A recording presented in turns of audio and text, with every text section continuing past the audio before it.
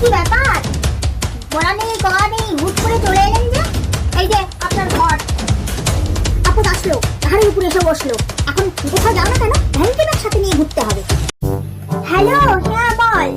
ও তুই চাকরি পেয়েছিস? পোস্টিং আমাদের এখানে।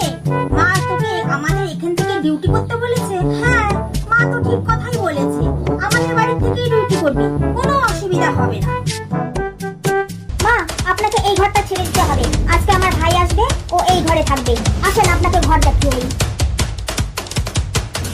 মা, আপনাকে এই ঘরটাও থাকতে হবে, কারণ আমার মেয়ে বড় হয়েছে, আমার মেয়ের একটা আলাদা রুম চাই। তাহলে আমি থাকবো কোথায়? আসেন, আপনাকে জায়গা দেখিয়ে দিই। আসেন, আপনি এখানে থাকবেন। এইখানটা থাকবো? বৌমা, আমার শরীরটা তো খারাপ, এই মেঝেতে শুইলে তো আমার শরীরটা আরো বেশি খারাপ হবে।